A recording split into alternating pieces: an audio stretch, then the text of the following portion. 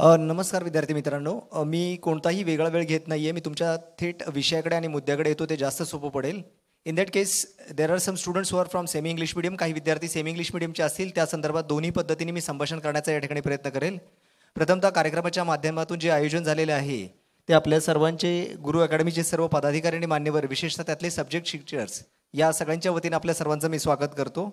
विद्यार्थ्यांना लक्षात घ्या की आतापर्यंत तुम्ही पहिली ते नववीमध्ये आपल्या घरामध्ये कधी विचारलं जात नाही की बाळा तू शाळेत जातोस का, अभ्यास झालाय का, किती अभ्यास झालाय, शिक्षक काय विचारतायत, कुठले टीचर सब्जेक्ट शिकवतायत. परंतु 10वीला गेल्यानंतर एक पहिलं दडपण येतं की घरातले सांगायला सुरुवात करतात, शाळेत सांगायला सुरुवात करतात आणि सोसायटीमध्ये किंवा आपण ज्या ठिकाणी राहतो आजूबाजूच्या काकू पण म्हणतात, अरे बाळा लवकर घरात जा, अभ्यास कर, तुझी 10वीची बोर्डाची परीक्षा आहे. या ठिकाणी सांगण्याचा कल्पकता अशी आहे की या ठिकाणी सांगण्यापेक्षा भीती जास्त तयार केली जाते, जेणेकरून 10वीच्या बोर्डाच्या परीक्षेला चाललाय की बॉर्डरवर चाललाय या दोघांमध्ये विद्यार्थ्यांचा संकल्प पूर्ण होत नाही.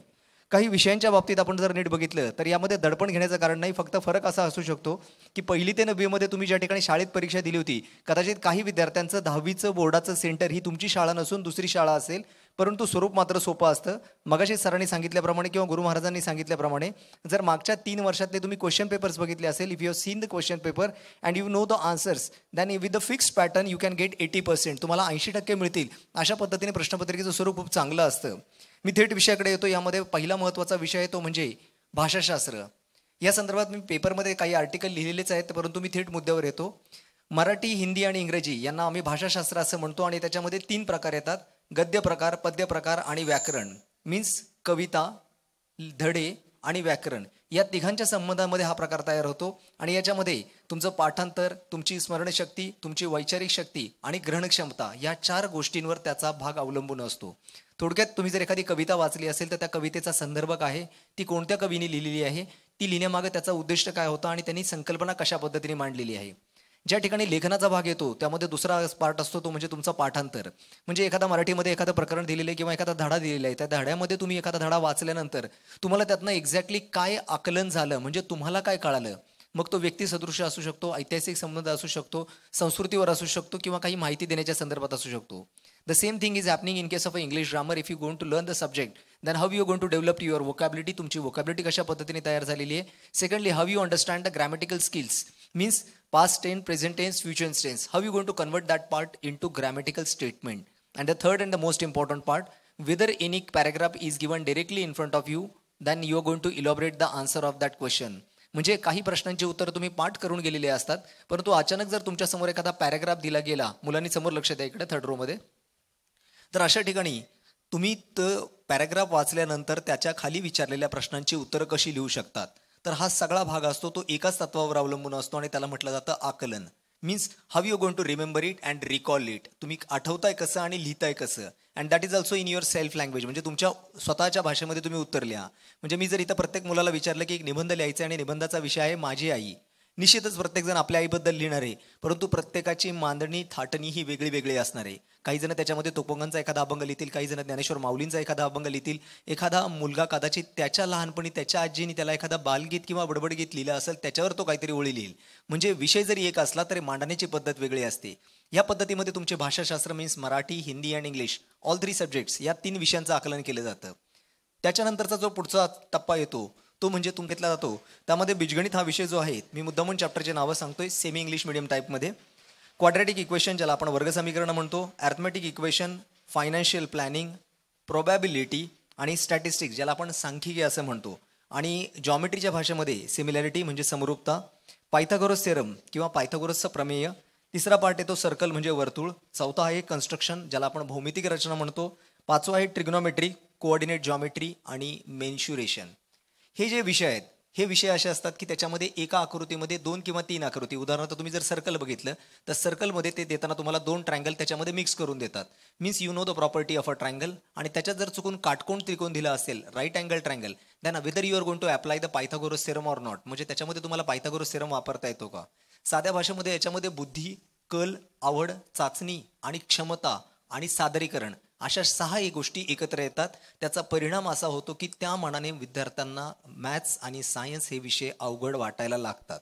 म्हणजे तुम्हाला विचार करायचे, तुम्हाला लॉजिक अप्लाय करायचे, तुम्हाला कन्सेप्ट कळलेली असली पाहिजे.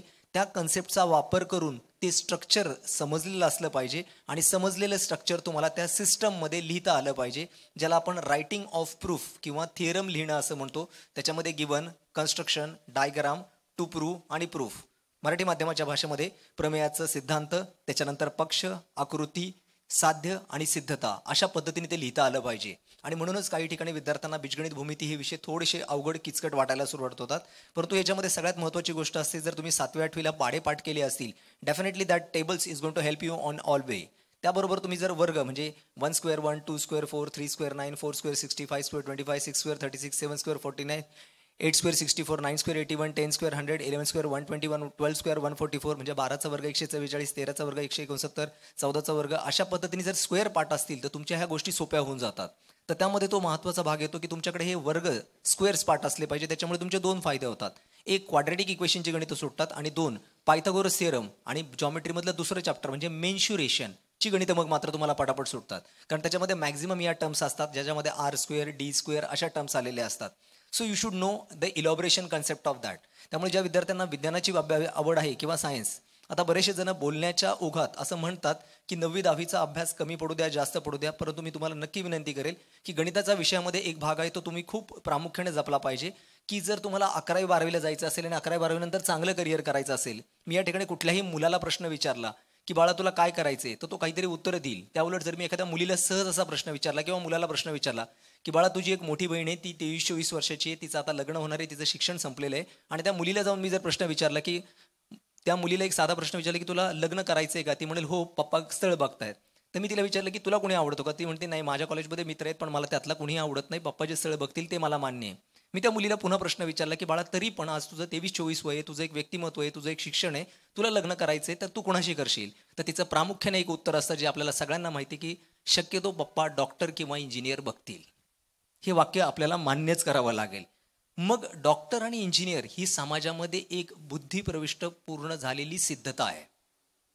म्हणजे सांगण्याचा अर्थ काय की if you are become a doctor and engineer then you are intelligent, you are good person, you are ideal person, you are a social person, अशा पद्धतीने तुमच्याकडे बघितलं जातं. या ठिकाणी जर मी असं म्हटलं की या ठिकाणी पलीकडे एक गाव आहे, त्या ठिकाणी एक हॉटेल आहे, त्या हॉटेलचा एक मालकाचा मुलगा आहे, तो चांगले पैसे कमवतोय, महिन्याला 2-3 लाख रुपये कमवतोय, पण 10वी नापास आहे, तर माझ्यासारखा काय आणि तुमच्यासारखा काय कुणी आपल्या बहिणीचं भाचीचं लग्न करताना धजवणार नाही का? कारण आज हॉटेल चालेल, उद्या चालेल, गॅरंटी नाही, वगैरे काही सवय लागली, गॅरंटी नाही. परंतु तर मला कोणी असं सांगितलं की नाही एक मुलगा आहे तो इंजिनियर आहे, स्वभावाने चांगला आहे आणि भोसरीमध्ये जॉबला आहे, 40,000 रुपये पगार आहे, आत्ता तरी नवीन नवीन नोकरी लागलेली आहे, तरी पण मी पॉझिटिव्हली विचार करायला सुरुवात करतो. यामागचं कारण असं असतं की त्याची बुद्धिमत्ता ती त्याची वैचारिकता ठरवते. मीन्स आज तो इंजिनियर आहे, भलेही 40,000 रुपये कमवतोय, आज ना उद्या त्याचा पगार वाढेल, त्याची वैचारिकता वाढेल, कारण त्यांनी त्याची बुद्धिमत्ता ग्रहणक्षमतेने सिद्ध केलेली आहे. विद्यार्थ्यांना हे सगळे सांगण्याचं कारण असं आहे की तुम्ही जर बीजगणित भूमितीचा अभ्यास करत असाल किंवा सायन्सचा अभ्यास करत असाल तर या गोष्टीची लक्षात ठेवा की तुम्हाला जर पुढे 11वी-12वी आणि त्याच्यामध्ये विशेषतः science, if you want to do a science then you should have to learn these 2 subject very seriously. या 2 विषयांचा तुम्ही खूप गांभीर्याने अभ्यास केला पाहिजे. का? त्याचं कारणही तितकंच महत्त्वाचं आहे. यामध्ये एखादा मुलगा असेल किंवा मुलगी असेल, त्याने 10वीला खूप चांगला अभ्यास केला आहे मॅथ्स सायन्सचा, 11वी-12वीलाही खूप चांगला अभ्यास केला आहे बायोलॉजीचा, आणि पुढे तो डॉक्टर व्हायचा आहे, तर लक्षात घ्या एका डॉक्टरमध्ये किती कॅपॅसिटी असू शकते. याचं जर साधं उदाहरण घेतलं समजा महाराजांच्या भाषेमध्ये, तर एखादा माणूस एखाद्या डॉक्टरकडे जातो, डॉक्टरकडे गेल्यानंतर डॉक्टर त्याला म्हणतो की ठीक आहे आतमध्ये या आणि बसा. बसल्यानंतर डॉक्टर त्याला 2-3 प्रश्न विचारतो, डोळे दाखवा, जीभ दाखवा, झोपा, एक स्टेथोस्कोप घेतो आणि छातीवर थोडंसं चेक करतो की बाबा हार्टबीट्स किती झाले, जसं मगाशी सरांनी सांगितलं की हार्टबीट चेक झाल्या पाहिजेत, आणि मग त्याच्यानंतर तो विचारतो की तुम्ही काल कुठं बाहेर जेवला होता का, मग तो लगेच जज करतो की okay it is a food poisoning, हे फूड पॉयझनिंग झाले त्याच्यामुळे ह्या पेशंटला काहीतरी त्रास होतोय. आणि त्यांनी 4-4.5 वर्षात मेडिकलमध्ये जेवढा अभ्यास केलेला असतो त्या सगळा अभ्यास तो एका मिनिटात त्याच्या डोळ्यासमोर आठवतो आणि त्यातनं लगेच तो 3 औषधांची नावं लिहितो, 2 मेडिसिन 1 सिरप, अशा 2 गोळ्या 3 गोळ्या. त्याला वाटलं जास्त प्रॉब्लेम आहे तर तो एखादा इंजेक्शन देतो, तर लक्षात घ्या, आणि तो त्या माणसाचे प्राण वाचवतो. म्हणजे 5 मिनिटाच्या ट्रीटमेंटमध्ये तो डॉक्टर हे ठरवतो की या पेशंटला काय ट्रीट आउट करायचंय. लक्षात घ्या हा अभ्यासक्रम एवढा सोपा नाहीये. आज आपण काही गोष्टींमध्ये डॉक्टरांना देव मानतो, त्याचं कारण ते आहे कारण जर तसं तुम्हाला घडायचं असेल तर मित्रांनो विनंती आहे, 9वी आणि विशेषतः 10वीला जे विद्यार्थी आहेत, those students who are at 10th standard, please be very focus for your two subject that is called as a science and mathematics. कारण त्याच्यामध्ये तुमचाही महत्त्वाचा एक विषय असतो भौतिकशास्त्र, रसायनशास्त्र आणि जीवशास्त्र. एक फिजिक्समध्ये PhD झालेले व्यक्तिमत्व या ठिकाणी व्यासपीठावर जे माझ्यानंतर तुमच्याशी संभाषण करणार आहे, म्हणजे त्यांचं ज्ञान त्याच्यामध्ये खूप अथांग आहे. जसं माझं इंजिनिअरिंगच्या थर्मल विभागामध्ये PhD झालेले आहे, तसं त्यांचं फिजिक्स या विषयामध्ये PhD झालेले आहे. म्हणजे त्यामध्ये त्यांचं आता पुढे शिक्षण सुद्धा संपत आलेलं आहे किंवा त्याच्या पुढे फार फार तर ते पोस्ट डॉक करतील. त्याच्या व्यतिरिक्त त्यांचं शिक्षण राहिलेलं नाही. मग त्यातल्या असणाऱ्या सगळ्या फिजिक्सच्या कन्सेप्ट, मग ते क्वांटम फिजिक्स असेल, जनरल फिजिक्स असेल, इलेक्ट्रोमॅग्नेटिझम असेल, वेव्ह थिअरी असेल, these all concept are very clear. लक्षात घ्या, पूर्वीच्या काळी आपल्या गावाकडनं दुसऱ्या गावात जर निरोप द्यायचा तर एखाद्या व्यक्तीला घोड्यावरनं, उंटावरनं किंवा चालत जावं लागत होतं.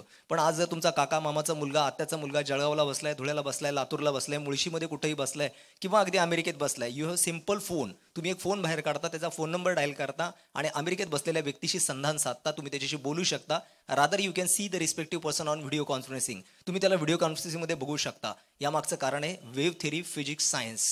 मग ते सायन्स किती गांभीर्याने आपण घेतलं पाहिजे, तर त्या गांभीर्याला एक महत्त्व आहे आणि त्याची एक सिद्धता आहे. मग त्याच्यामध्ये असणारे लॉज, त्याच्यामध्ये असणारे थिअरम. कधीतरी माझी अभ्यास करताना अशी इच्छा होते की मी नेहमी वाचतो न्यूटन्स लॉ, फॅरेडेज लॉ. अरे कधीतरी आमच्या मुळशीचा पॉवर लॉ, कधीतरी आमच्या शिंदेचा लॉ असाही आमच्या एखाद्या पुस्तकात यावा. या ठिकाणी मगाशी प्रस्तावनेमध्ये एक मुलगी आली होती आणि ती म्हटली की माझं 10वी झाले, 11वी आणि 10वीला काय दडपण असतं हे मला चांगलं माहिती आहे. त्या निवेदिकेच्या त्या मुलीने खूप चांगली गोष्ट सांगितली, कारण ती मुलगी आता कदाचित 11वी किंवा 12वीला असेल. So she has told a very fantastic story की दडपण राहणारच आहे. लक्षात घ्या, ही क्रिकेटची एक मॅच आहे. प्रत्येक बॅट्समनला वाटतं की मी प्रत्येक बॉलमध्ये 6 मारावा आणि बॉलरला प्रत्येक ठिकाणी वाटतं की मी त्या बॅट्समनची विकेट काढावी. रनिंग बिटवीन द गेम्स चालणारच आहे. माझी 10वी झाली तेव्हाही मी घाबरलो, 12वी झाली तेव्हाही घाबरलो, इंजिनिअरिंगला गेलो तिथंही दडपण आलं, मास्टर्स केलं तिथंही दडपण आलं, गेल्या वर्षी PhD झाली तेव्हाही दडपण आले आणि आता MBAची एक्झाम्स देतोय. गेल्या आठवड्यात माझ्या MBAची एक्झाम संपल्या, तेव्हा मीही तुमच्यासारखा अगदी खाली मुंडी घालून 8-8 तास अभ्यास करत होतो. याचा अर्थ स्ट्रगल चालू राहणारच आहे.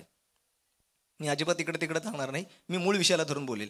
So the main part is that you are learning the subject. तुम्ही जो अभ्यास करताय मॅथ्स आणि सायन्स, याच्यामध्ये डेडिकेटेड इम्पॉर्टंट आहे. आणि या ठिकाणी बसणारे जी तज्ज्ञ शिक्षक आहेत, तुम्हाला जर मॅथ्सच्या काही अडचणी असतील तर होतं काय की तुम्ही एखादे गणित सोडवायला जाल आणि ते गणित सोडवण्यासाठी तुम्हाला 45 मिनिटं लागतील, 50 मिनिटं लागतील, कदाचित 1 तास लागेल आणि नंतर सुटणारही नाही. त्यापेक्षा जो शिक्षक गेली 10 वर्ष झाले मॅथ्स शिकवतोय त्याच्याकडे जा, तो तुम्हाला 5 मिनिटात करेक्ट ट्रिक सांगेल, करेक्ट मेथड सांगेल आणि मग तुम्हाला ते गणित लक्षात पण राहील. आणि लक्षात राहिल्यानंतर कमीत कमी 30, 40, 50 दिवस तरी नक्की लक्षात राहील. तुम्हाला जर 40-50 दिवस लक्षात राहिलं मग काय, अरे बाळा तेवढ्या वेळात तर तुझी बोर्डाची परीक्षा होतीये ना, कामापुरता मामा करून घे ना एखाद्याला. So you can save that timing and that is only the intelligence of your part that you can prove. So the first part is that अजूनही तुम्हाला जर काही अभ्यास करत असाल आणि तुम्हाला समजा 70% पडत आहेत, 80% पडत आहेत, तर मॅथ्स आणि सायन्सच्या बाबतीत मी एक गोष्ट तुम्हाला आवर्जून सांगेल. जे तज्ज्ञ शिक्षक आहेत, माझ्या मते या ठिकाणी मला जी माहिती उपलब्ध आहे त्यानुसार आपल्याकडे सुधीर सर आहेत, आनंद सर आहेत, शशांक सर आहेत, पटेल सर आहेत, तृप्ती मॅडम एक आहेत बायोसाठी. अशी एक पूर्ण भक्कम अशी टीम आहे जी सरांच्या मार्गदर्शनाखाली काम करते. आणि त्याच्यातनं जर तुमचं मन व्यथित झालं, टेन्शन आलं, तर आपले गुरुमाऊली या ठिकाणी बसलेले आहेत की जे सगळ्यांना आपल्याला ज्ञानामृत देत असतात. तर ह्या सांगण्याचा अर्थ काय की विद्यार्थ्यांनो, आपल्या मुळशी तालुक्याचं एक वैशिष्ट्य असं आहे की इथे कष्ट करणारी लोक आहेत, झगडणारी लोक आहेत, झटणारी लोक आहेत आणि जिंकणारी लोक आहेत. जर तुम्ही ते पॅम्पलेट किंवा आपली जी फाईल बघितली, त्या फाईलच्या मागच्या बाजूला बघा, त्या काही मुलांनी त्याच्यामध्ये 92, 95, 98% पडलेले आहेत, त्यांचे फोटो छापले गेले आहेत. आपल्याला माहिती नाही त्या मुलाचे वडील कोण आहेत, आपल्याला हे माहिती नाही की त्या मुलाची आई कोण आहे, त्याचे आजोबा कोण आहे, त्याची जमीन किती आहे हे आपल्याला माहिती नाही. पण त्या मुलांनी 12वीला किंवा 10वीला 92, 95, 98% पाडलेले आहेत आपल्या गुरु अकॅडमीच्या माध्यमातून आणि त्यांना ते टक्के मिळालेले आहेत. आणि त्या टक्क्यांमुळे ती मुलं आज आपल्या तालुक्यात प्रसिद्ध किंवा पॉप्युलर झालेली आहेत. पुढच्या वर्षी माझ्या मते शशांक सर आणि त्यांची सगळी टीम अजून एक नवीन पॅम्पलेट छापतील, अजून एक नवीन पुस्तक छापतील, त्याच्यात तुमचे फोटो येणार आहेत आणि त्या फोटोसाठी सुद्धा अभ्यास करायची कुवत तुमच्याकडे असली पाहिजे. निश्चितच या मार्गदर्शनाच्या माध्यमातून तुम्ही जेव्हा हा प्रचार करताय तर मूळ विषयाकडे येतो, गणित आणि विज्ञान. गणितामध्ये सगळ्यात मोठा पार्ट असतो की तुम्ही जेव्हा भूमितीचा पेपर लिहिता, त्यामुळे तुम्हाला कधी कधी भूमितीचा पेपर लिहिताना थोडंसं टेन्शन येतं. तर मी परत तुम्हाला विद्यार्थ्यांना सांगेल की there are some simple chapter that is called as a Pythagoras theorem आणि कन्स्ट्रक्शन. याचे क्वेश्चन्स तुम्ही चुकवू नका. पुन्हा एकदा विनंती आहे, फिजिक्स किंवा केमिस्ट्रीचा जसा अभ्यास करतो किंवा सायन्सचा जसा अभ्यास करतो, त्याच्यामध्ये मॅथ्समध्ये अभ्यास करताना मी जसं म्हटलं की पायथागोरस थेरमची गणितं त्या मानाने सोपी येतात. जर तुम्हाला पेपर लिहिता लिहिताच कळाला की अवघड आहे, टेन्शन येतंय, तर कधी कुठल्या पेपरमध्ये तुम्हाला ही फॅसिलिटी दिली जात नाही की चित्र काढा, चित्र रंगवा. मराठी, हिंदी, इंग्लिशमध्ये ही फॅसिलिटी नाही. पण आमच्यासारखे मॅथ्सचे टीचर तुम्हाला जॉमेट्रीमध्ये पण फॅसिलिटी देतात. एक कर्कटक घ्या, एक पट्टी घ्या आणि मस्तपैकी कन्स्ट्रक्शनचं चित्र काढा आणि त्याला सुद्धा आम्ही मार्क देतो. This is the liability of mathematics because in world wise mathematics is consider as a standard science in the world. Standard science in the world म्हणजे काय? जर मी भारतात शिकतोय किंवा महाराष्ट्रात शिकतोय तर कदाचित मी महाराजांचा इतिहास शिकतोय, तुकोबा महाराजांचा इतिहास शिकतोय, माऊलींचा किंवा अनेक थोर महापुरुषांचा इतिहास शिकत असेल जे भारतामध्ये घडलेले आहे. परंतु जर मी अमेरिकेत गेलो तर तिथं अब्राहम लिंकनचा इतिहास शिकवला जाईल किंवा तिथला इतिहास शिकवला जाईल. त्याचप्रमाणे तुम्ही जर वेगळ्या पद्धतीने गेला तर सगळे विषय बदलत जातात. तिथलं समाजशास्त्र वेगळं असेल, इथलं समाजशास्त्र वेगळं असेल, पण तो एक विषय जगात सगळीकडे कॉमन शिकवला जातो आणि एकाच पद्धतीत शिकवला जातो आणि त्याचं नाव आहे मॅथ्स. जर मी इंडियामध्ये शिकवत असेल 2+2=4, तर अमेरिकेमध्ये पण 2+2=4च शिकवलं जातं, जर्मनीमध्ये पण 2+2=4च शिकवलं जातं आणि इटलीमध्ये पण 2+2=4च शिकवलं जातं. So it is world wide science. म्हणजे तुम्ही जगाच्या दर्जाच्या अभ्यासक्रमात उतरत आहात. लक्षात घ्या, जागतिक पातळीवर जर तुम्हाला उतरायचं असेल तर लक्षात घ्या, एक काळ असा होता की आपल्या मुलांना अमेरिकेत जाऊन जॉब करायची गरज होती. आज आपल्या मुळशी तालुक्यात हिंजवडीमध्ये IT नावाची कंपनी आली आणि जगातल्या सगळ्या ठिकाणची कामं त्या ठिकाणी येतात आणि डॉलर्समध्ये पगार मिळतात. गलिलिठ्ठ पगाराच्या या नोकऱ्या आहेत, पण त्याला बुद्धिमत्ता हवी आहे का? हा. उच्च शिक्षण हवं आहे का? हो. बेस्ट क्वालिफिकेशन हवं आहे का? Yes, it is to be required.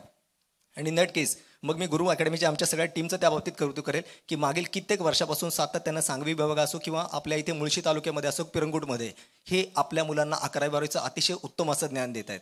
त्यातली पुढची आणि महत्त्वाची गोष्ट, मॅथ्स आणि सायन्समध्ये अभ्यास करताना if your focus is of IIT, Indian institute of technology, joint entrance examination, तर IITला का जायचं हा तिसरा प्रश्न मुलांसमोर असतो. त्याच्यावर मी लगेच येतो. त्यामध्ये सगळ्यात महत्त्वाची गोष्ट की एखाद्या मुलाला माहिती आहे की सर मला 10वी करायचे, 12वी करायचे, डॉक्टर करायचे, इंजिनियर व्हायचे, IAS व्हायचे, कुठल्याही परीक्षा द्यायची, तर त्याच्यासाठी एक अभ्यासक्रम आहे.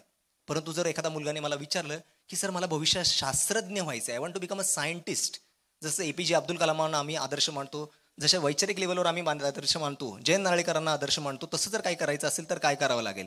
तर तुला भविष्यात IIT किंवा आयसर सारख्या एक्झामिनेशन क्रॅक करावे लागतील आणि त्याचा पुन्हा बेस येतो, तो म्हणजे 11वी-12वी सायन्स.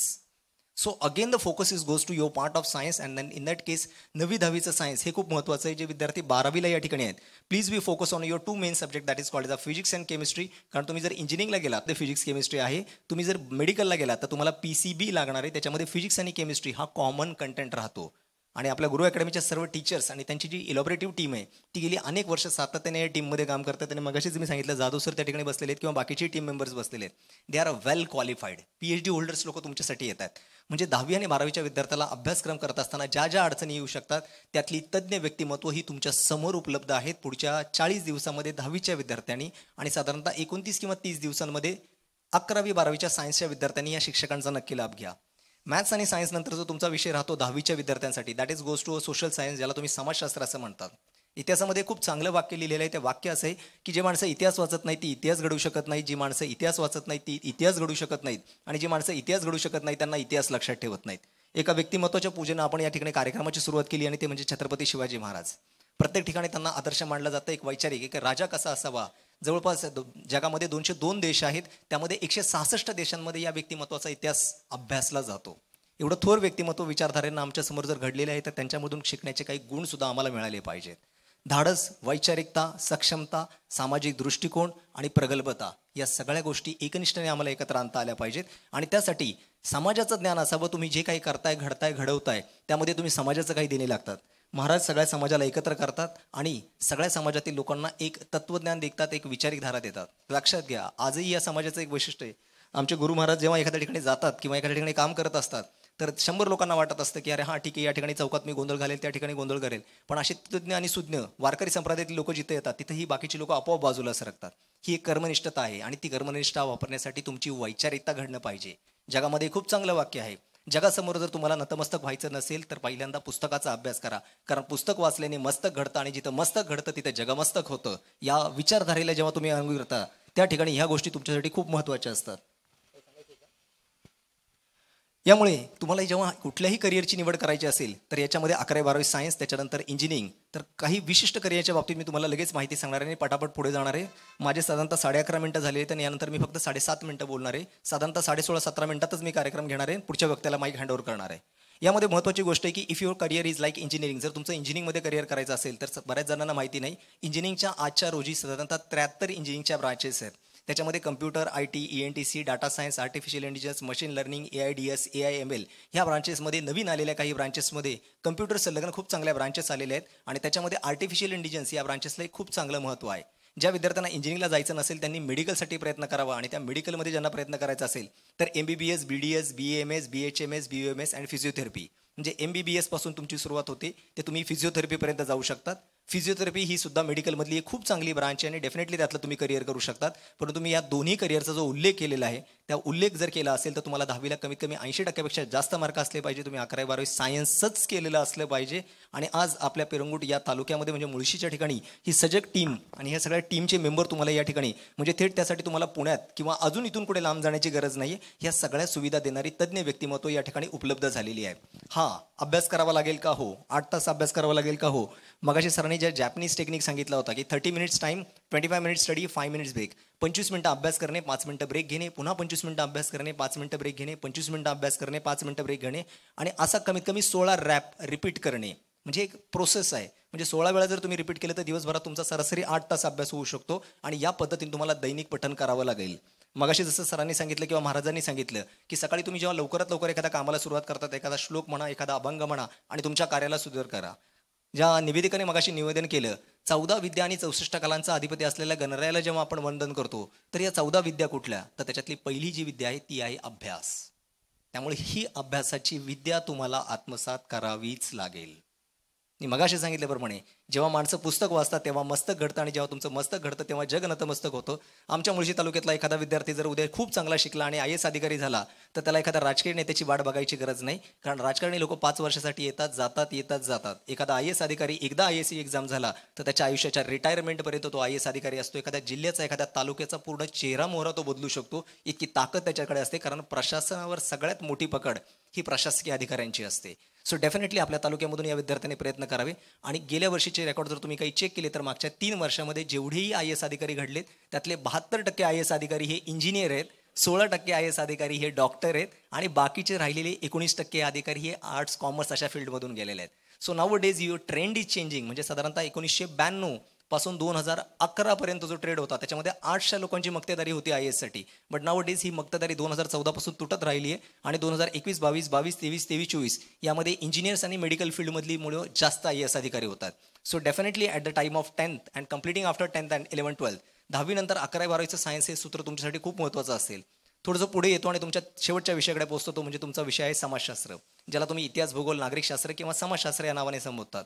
याच्यामध्ये मागील इतिहास, वर्तमान काळ आणि भविष्य याचा निर्णय घेण्यासाठी मागं काय घडलं होतं. म्हणजे एक साधं उदाहरण घेतलं जातं की जवळपास इंग्रजांनी, ज्यांची संख्या होती 83,000च्या आसपास किंवा 1 लाखाच्या आसपास, या 1 लाख इंग्रज अधिकाऱ्यांनी किंवा गोऱ्यांनी साधारणतः 33 कोटी हिंदुस्थानी जनतेवर साधारणतः 150 वर्ष राज्य केलं असा इतिहास एक ढोबळमानाने सांगला जातो.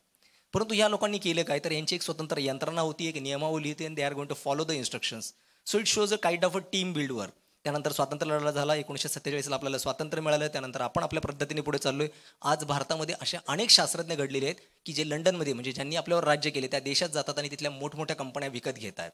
म्हणजे लक्षात घ्या, त्यांनी 150 वर्षापूर्वी आपल्यावर राज्य केलं का? माझ्या मुळशी तालुक्यातला एखादा मोठा सॉफ्टवेअर इंजिनियर व्हावा, त्यांनी एखादा मोठं सॉफ्टवेअर तयार करावं जे मायक्रोसॉफ्टपेक्षा मोठं असावं आणि त्यांनी लंडन आणि अमेरिकेत जाऊन एखाद्या कंपन्या टाकाव्या आणि तिथल्या गोऱ्या लोकांना आपल्याकडे कामाला ठेवावं. विचारधारा तुमच्या मनातमध्ये असली पाहिजे, ही वैचारिकता असली पाहिजे. And definitely the platform will be gore more from the science over there. ज्या विद्यार्थ्यांना अकाउंटिंग किंवा फायनान्स या क्षेत्रामध्ये करिअर करायचं असेल त्या विद्यार्थ्यांसाठी एक सूचना आहे. तुमच्या 10वीमध्ये असलेला मॅथ्सचा सब्जेक्ट आणि त्या मॅथ्समध्ये असणारे 2 चॅप्टर, एक आहे प्रोबॅबिलिटी आणि दुसरा आहे स्टॅटिस्टिक्स. हे जर तुमचे खूप जास्त स्ट्रॉंग असतील आणि क्लिअर असेल आणि त्यात खूप आवड चांगली असेल, definitely you can select a career called as a commerce. But त्याच्यामधले जे टॉपचं करिअर म्हटलं जातं ते आहे CA. पण त्या CA मध्ये एक थोडासा चॅलेंज असा आहे की मित्रांनो, त्याचं सिलेक्शन रेशो हा 0.036 इतका कमी आहे. त्या मनाने तुम्हाला सायन्स आणि त्यातल्या त्यात इंजिनिअरिंग ची क्षेत्र जास्त जवळ आहेत. आणि आपल्या तालुक्यापासून जर नीट विचार केला तर पिंपरी चिंचवड आणि पुणे या दोन्ही एरियामध्ये साधारणतः 53 इंजिनिअरिंग कॉलेज आहे. आणि मगाशी महाराजांनी जो उल्लेख केला तो मला आवडला की आपण पुण्यात राहतो नाही, आपण पुण्यनगरात राहतो. एवढी चांगली इंजिनिअरिंग कॉलेज, एवढी चांगली शिक्षण प्रणाली, एवढी चांगली व्यवस्था असणारी म्हणजे महाराष्ट्रात नाही आहे, भारतात अगदी UP, MP, दिल्ली, हरियाणा, झारखंड इकडनं सुद्धा लोक पुण्यामध्ये इंजिनिअरिंग किंवा मेडिकलसाठी येतात. ही शिक्षण क्षेत्रात एक क्रांती आहे आणि त्यामध्ये कदाचित आधीच्या पिढीने खरंच मोठं योगदान केलेलं आहे. So historical way Oxford of east या नावाने जसं पुण्याला संबोधलं जातं आणि आपला तालुका हा त्याच्यापासून खूप जवळ असल्यामुळे तुम्हाला खूप चांगली इंजिनिअरिंगची महाविद्यालय या ठिकाणी उपलब्ध आहेत. अँड डेफिनेटली त्यासाठी तुम्ही 11वी-12वीचं करिअर करू शकता. पण ज्यांना कॉमर्समध्ये जायचं असेल त्यांनी CAचं स्वप्न ठेवा. या गोष्टीनं मी सांगेल. ज्या विद्यार्थ्यांना आर्ट्समध्ये करिअर करायचं असेल, आजकाल संगीत, नाटक, कला, साहित्य यासारखी खूप चांगली क्षेत्र आहेत. म्हणजे माझ्या काळात किंवा शशांकच्या काळात कदाचित आम्हाला कोणी असं सांगितलं नव्हतं की बाबा तू 10वी-12वी कर, एक ॲक्टिंगचा डिप्लोमा कर आणि सिरियलमध्ये जा आणि सिरियलमध्ये काम कर. तर ते शक्य नव्हतं, कारण त्या प्रणाली किंवा यंत्रणा आमच्याकडे नव्हता. आमचे शिक्षक जास्त कडक होते, पठडीतले होते आणि त्यांनी आम्हाला त्या पद्धतीने सुविधा दिली, त्यामुळे आम्ही त्या लाईनला गेलो. परंतु कला क्षेत्रामध्ये भाग असा असतो की आमच्याकडे एक म्हटलं जातं की त्या क्षेत्राला एक शाप असतो, की एक काळ असतो ती चढती काळा आणि एक असतो तो उतरते काळा. 3 वर्षापूर्वी जी टीव्हीला मालिका लागत होती, जी आपण सारखी बघत होतो, त्यातल्या कलाकारांची नावं सुद्धा आज आपल्याला माहिती नाहीयेत. परंतु 30 वर्षापूर्वी मला ज्या कॉलेजमध्ये असताना शिकवणाऱ्या शिक्षकाचं नाव मला आज पण तोंडपाठ आहे, मला त्याचा चेहरा माहिती आहे. ही लक्षात घ्या. So artist is a part, definitely it's a boomeranging. म्हणजे तुम्हाला त्यात यश खूप लवकर मिळतं, परंतु यश मिळाल्यानंतर ते किती काळ टिकल याची शक्यता नसते. हां, मग त्यासाठी तुमच्याकडे एक गोष्ट महत्त्वाची आहे, तुम्ही कुठल्याही क्षेत्रात पाऊल ठेवा.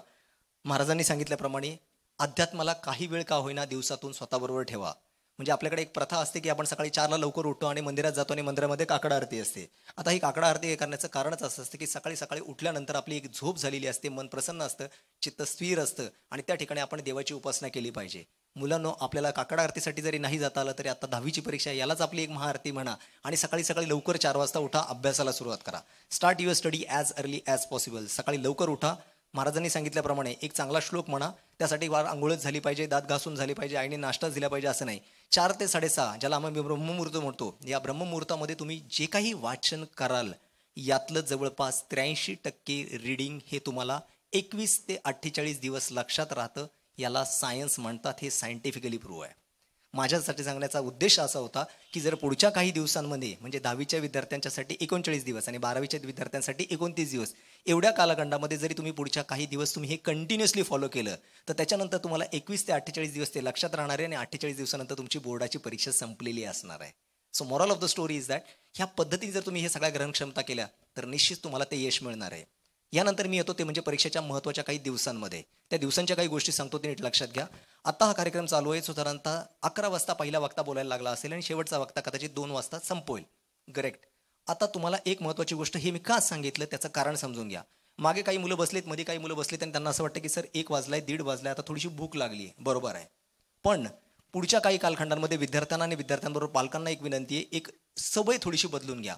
सकाळी लवकर उठा, 7 वाजता नाश्ता करा आणि त्याच्यानंतर परत 9:15 किंवा 10 वाजता नाश्ता करा. तुम्ही म्हणाल सर ह्याला काय सायन्स म्हणतात? मित्रांनो, एक गोंधळ आहे. मी साधारणतः 814 विद्यार्थ्यांची एक रिसर्च स्टडी केली होती आणि मागच्या 6 वर्षापासून मी ती करतोय. त्याच्यामध्ये लक्षात आलं की बरेचसे विद्यार्थी 11 वाजता बोर्डाच्या पेपरला जातात, 11 ते 12 पेपर लिहितात, 12 ते 12:15 पेपर लिहितात आणि 12:15ला पेपर लिहिता लिहिता त्यांना भूक लागते. का? कारण आपल्या शरीराला एक सवय लागलेली आहे, आपल्या शरीराला एक सवय लागली की आई दुपारी जेवण करते आणि आईनी 9ला जेवण करू, नाही तर 10ला जेवण करू, नाही तर 11ला जेवण करू, आपण 12-12:30ला जेवायला बसतो. आता 12-12:30ला जेवण करतो, 1 वाजेपर्यंत जेवण संपतं. जेवल्यानंतर आपण काय करतो, थोडंसं पडायला जातो, थोडासा आराम करतो, कारण आता शाळा संपलेल्या आहेत, वेकेशन चालू आहेत तुमच्या.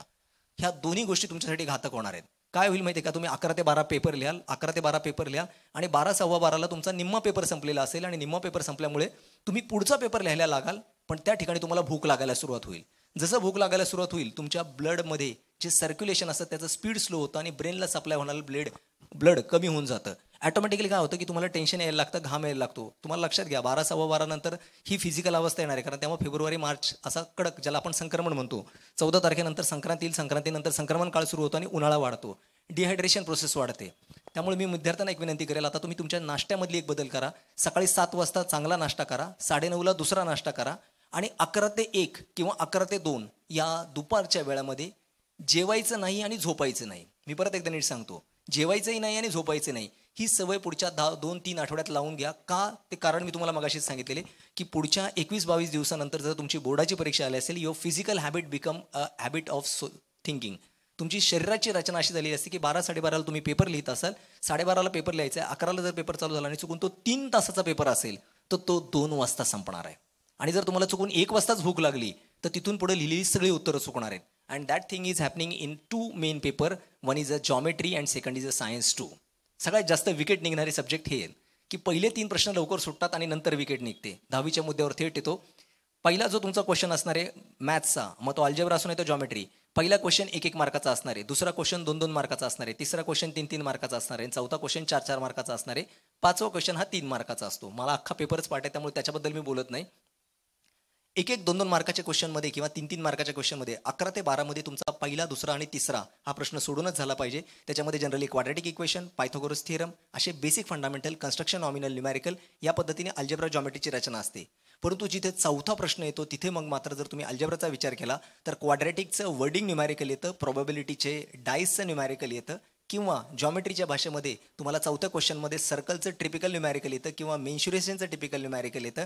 आणि दोघांचा गोंधळ कंप्लीट नाहीच झालाच तर प्लेन कोऑर्डिनेट जॉमेट्रीचं ट्रिकी न्यूमॅरिकल येतं. आणि या पद्धतीने मी तुम्हाला सांगितल्याप्रमाणे ह्या गोष्टींची काळजी घ्या. मग तुम्ही म्हणाल की सर अशा ठिकाणी आम्ही काय करणं गरजेचं आहे. तर मगाशी जे आपले सायकोलॉजिकल काउन्सिलर सर आले होते त्यांनी एक गोष्ट सांगितली, त्यातलाच भाग थोडासा फोडून सांगतो की 11 ते 12 पेपर लिहा, 12 ते 12:15 पेपर लिहा, आणि 12:15ला पेपर झालं की 2 मिनिटं तिथंच शांततेने तुमचा पेन खाली ठेवा, तुमच्या बाजूला तुमची एक प्लास्टिकची किंवा मेटलची पाण्याची बॉटल असेल, पाणी प्या आणि 1 मिनिटं शांत बसा. 1 मिनिटं शांत बसल्यानंतर तुमचं डिहायड्रेशन नॉर्मल झालेलं असेल, कारण 2 किंवा 3 घोट पाणी प्या. तुम्ही नॉर्मल झालेलं असेल, तुमचं टेम्परेचर थोडं कमी होईल, आणि मग जॉमेट्रीचा किंवा अल्जेब्राचा तो 4th क्वेश्चन अटेम्प्ट करा जो तुम्हाला टफ वाटतो. कारण त्याच्यानंतर 4th क्वेश्चनमध्ये मेजर प्रॉब्लेम असतो. There are 2 question which is out of book question, पुस्तकात नसलेले पण संदर्भात असलेले. म्हणजे क्वेश्चन कुठला असेल, सर्कलचा किंवा पायथागोरसचा, या पद्धतीनेच ते क्वेश्चन येणार आहेत. शेवटचे 1.5 मिनिटं माझ्याकडे राहिलेले आहेत, मी वेळेनुसारच चालणार आहे. या पद्धतीने जर नीट विचार केला तर तुम्ही त्या पद्धतीने टप्प्याटप्प्याने पुढे जाऊ शकतात. नेहमी आपल्याला विद्यार्थी सांगितलं होतं की आता महाराजांनी मला एक गोष्ट चांगली रिमाइंड करून दिली, ती म्हणजे आज स्वामी विवेकानंद जयंती आहे किंवा त्या सदृश्य कार्यक्रम आज उद्या महाराष्ट्रभर भरपूर ठिकाणी होणार आहेत. तर स्वामी विवेकानंदबद्दल एक गोष्ट कायम सांगितली असती की त्या व्यक्तिमत्वाचं एक वैशिष्ट्य असं होतं की त्यांनी जर एखादं पुस्तक वाचलं तर ते वाचल्यानंतर ते लगेच त्याच्या मित्रांना देऊन टाकायचे. एकदा त्यांच्या गुरुजींनी आणि काही लोकांनी त्यांना विचारलं की स्वामी विवेकानंदजी, तुम्ही पुस्तक वाचता आणि लगेच दुसऱ्याला का देऊन टाकता. तर स्वामी विवेकानंदांनी खूप शांततेने उत्तर सांगितलं होतं की ज्ञान हे नेहमी वाहतं राहिलं पाहिजे, ते गंगेच्या धारेसारखं असलं पाहिजे, ते पुढे गेलं पाहिजे.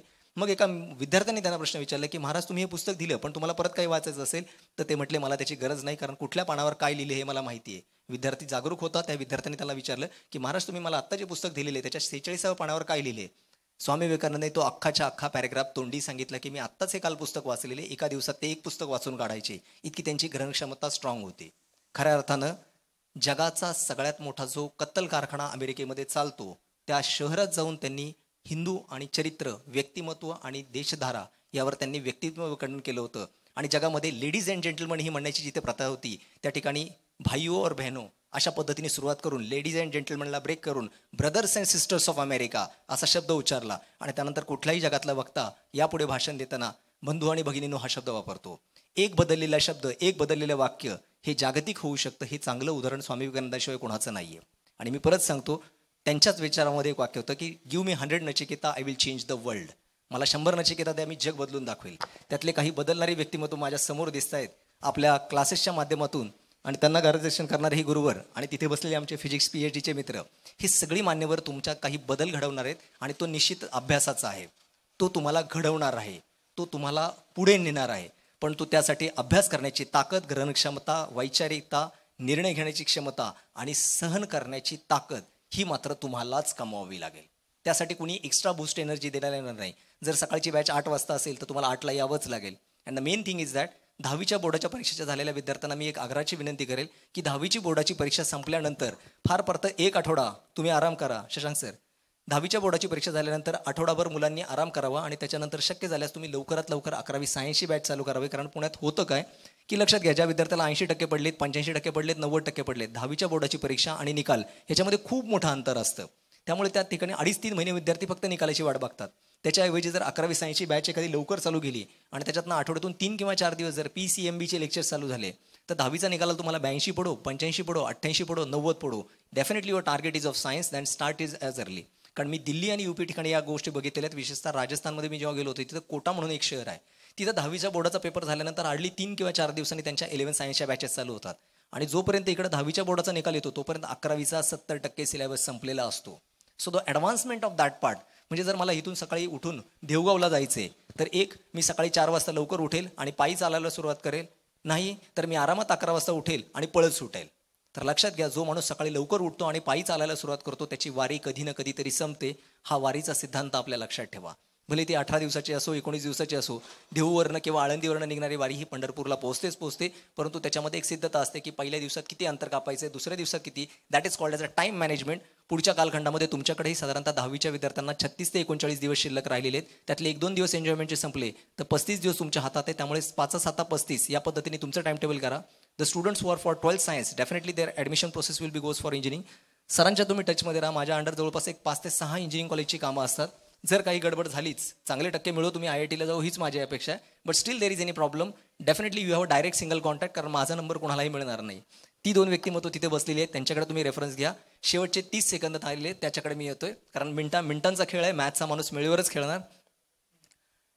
जर तुम्हाला काही करायचं असेल तर आज तुम्हाला देवाने ही सुसंधी दिली आहे, ती आमच्या माऊलींमुळं. सर, ह्या सरांमुळं किंवा ह्या माऊलीमुळं आज तुम्हाला जी संधी लाभलेली आहे.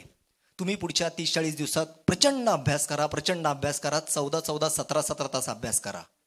10वीच्या बोर्डाच्या परीक्षा होतील, 12वीच्या बोर्डाच्या परीक्षा होतील. तुम्हाला 92, 95, 98% मिळत. आणि चौकामध्ये तुम्ही जी गोंधळ करून इमेज करायचा प्रयत्न करतात, हीच सगळी मोठी थोर व्यक्तिमत्व तिथे एक मोठा फ्लेक्स लावतील आणि तुमचं नाव त्याच्यावर लावतील, फोटो तुमचा लावतील आणि तुमच्या एरियामध्ये तुम्हाला आपसूक एक प्रसिद्धी मिळेल. उगाचच काहीतरी एखाद्या नेत्याबित्याच्या मागं फिरून कधी फोटो येईल या अपेक्षित करण्यापेक्षा नाव कमवून तो फोटो मिळवा. निश्चित आज या ठिकाणी जे 10वीचे 12वीचे विद्यार्थी उपस्थित आहेत, त्यांच्याबरोबर त्यांचे पालक उपस्थित आहेत.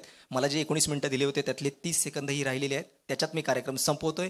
पुन्हा एकदा आपल्या सर्व विद्यार्थ्यांबरोबर उपस्थित सर्व पालकांना, ज्या सरांच्या माध्यमातून, गुरुमाऊलींच्या माध्यमातून जी व्यासंग तुम्हाला या ठिकाणी लाभलेला आहे आणि आमच्या वारकरी संप्रदायामध्ये परत आहे, सर्व सेवा ही आमच्या गुरुचरणी अर्पण करतोय. जे काही आम्ही देण्याचा प्रयत्न केलो त्यातलं जे चांगलं होतं ते सगळं माझ्या गुरूंकडे होतं, त्यामुळे माझ्याकडे ते आलं होतं. आणि जर काही चुकलं असेल तर ती व्यक्तिशः चुकी माफ करून या ठिकाणी ही सेवा तुम्हाला सर्वांना समर्पित करतो, आमच्या गुरुमाऊलींना समर्पित करतो. धन्यवाद.